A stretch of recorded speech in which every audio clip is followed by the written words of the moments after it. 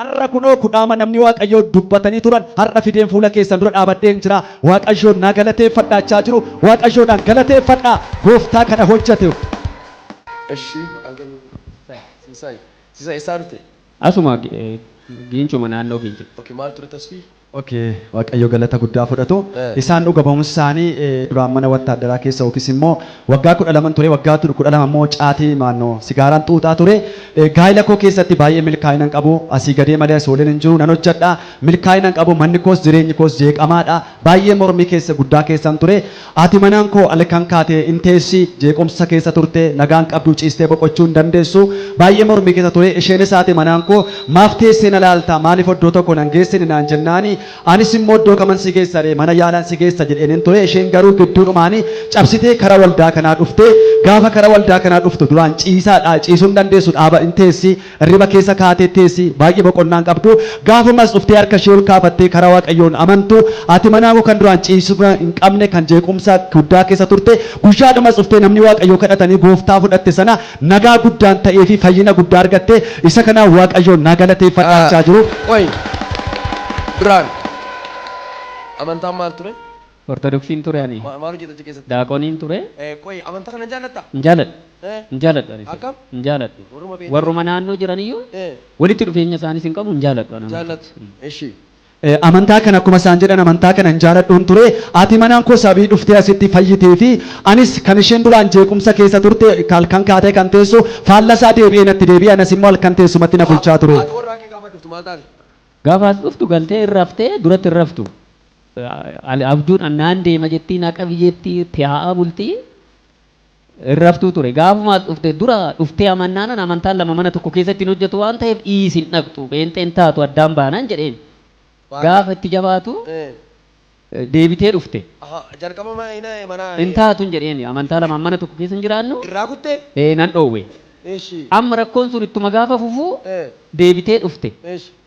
Maaliif dhaqxee jennaan rakkadheera silaa maalan godhaa kan qabeenya koo naa kenni nan deemaa gaafa ishiin jettu yoo ati fayyite anis nan amanaa dhaqiin jedhee eeyyamee fi hin dhuftee gaafuma dhuftee hin jammartee raftee bulte. Isa booda'oo gaafa ishiin raftee bultu anatti immoo darbee jechuudha. Isa booddee halkan natti darbee anis baay'ee cinqatii keessan ture halkan ka'een abjuutti nan ta'a abjuutti kan natti mul'atu ibiddatu samiidha natti rooba muka jala yoon dhokadhe mukti narraan dhoowwu dhokachuu hin danda'u baay'ee yaaddoo keessa ture isa booddee lafa kanatti ate manaan koo dhuftee fayyitee itti waan ta'eef anas bakka ofii keetii dhattee fayyifte sana fayyite sana geessuu qabda jedhee as nan dhufe.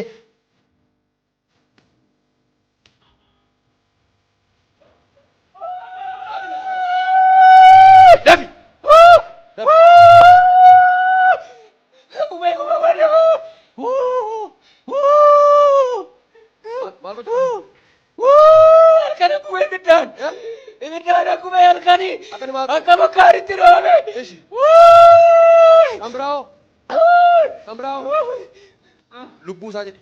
Lubbuu isaa Jireenya isaa qabeenya isaa gadhiisee nan ba'a jedhe. nan ba'a Afura du'a. Iyyee Nan ba'a jedhe. nan ba'a. seessa dhiigeessa beeka. Tokko. Sagalee guddaan. Tokko. Afaan Ingiliffaa deema maqaa Yesuus Kiristoosiin. Ciao. Ciao. Aizu.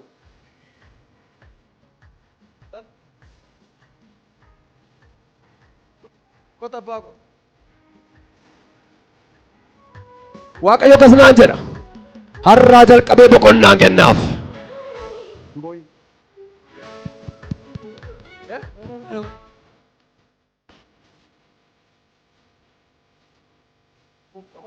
Ibidda bubbeen nabuubaa kan ibiddaan nabuubaa maaloo. Eessaa dhuftu? Asuma. Gaarree. Manni keessa. Magaalaa. Waan ta'e tokko waan asitti ishee jetteen gootaa? Isa qoodina gargar. Ishee wayyuu.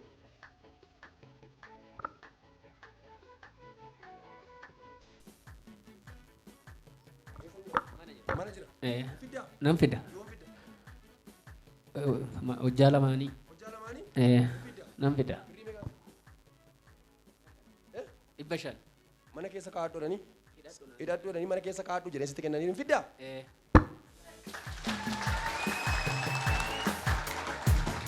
Amantaa kana hin beektu miti? Hin beeku.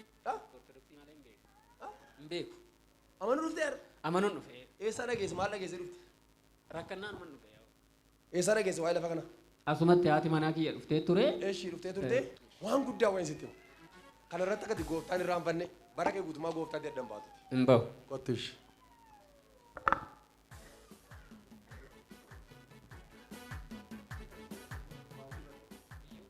Mee kana dhaggeeffadhaa ala. Biyyoo maal godhi? Dibadhuun Dhanna kee dibata abbatiiti. dibadhuu jedhan. Dibadhuu siin jedhan.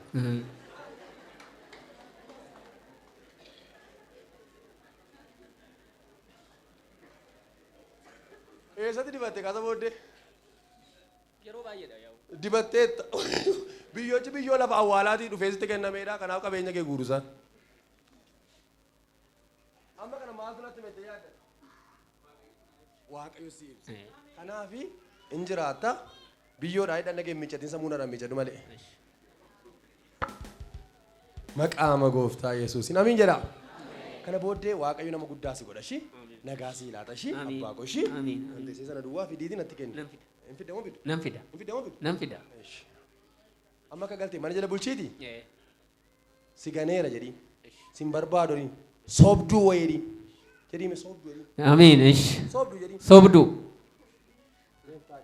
koo keessaan qaba nama waaqayyootti nimne ati kudhaama mana kee keessaa qabda kudhaamni sun immoo nagaa si laachuu hin dandeenye kudhaama sana yoo fiddee dhufte waaqayyo si hiika guyyaarraa calqabee nagaatti raftee bulta boqonnaan jireenya kee fintaa ciisni keessan eebbifama naan jedhani amiin jedhee nan fudhadhee guyyaadhuma gaaf sana harka koo ol kaasee gooftaadhaan namane fayyinni mana koon seenne nagaan mana koon jirre ciisa koo irratti jeequmsa kanan ture guyyaadhum namni waaqayyoonaa kadhatanii gooftaana fudhachiisanii kaasee nagaa guddaan naaf ta'e nan ciisee akkanan gochuu hin dandeenye ciisuu kan hin dandeenye boqonnaa argachuu kan hin dandeenye boqonnaan argadhee manni koos maatiin koos nagaadha har'a kunoo kudhaama namni waaqayyoo dubbatanii turan har'a fideen fuula keessan dura dhaabadheen jira waaqayyoon naa galateeffadhaachaa jiru waaqayyoodhaan galateeffadhaa gooftaa kana hojjete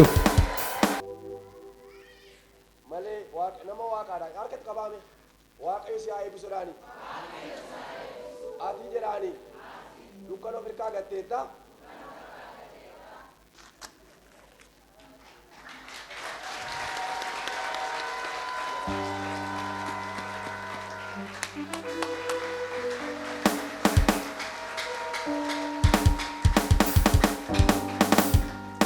harkatti qaba maqaa biraadhaan fayyinni hin jiru maqaa Yesuusiin fayyaa gala mee maqaa Yesuusiin fayyeera jedha maqaa Yesuusiin fayyeera jedha arragaa kot irra jedhu maqaa gooftaa Yesuusiin guyyaa har'aa jalqabee inni du'ee du'a moo'ee ka'e isaa wajjin hojii hojjeta.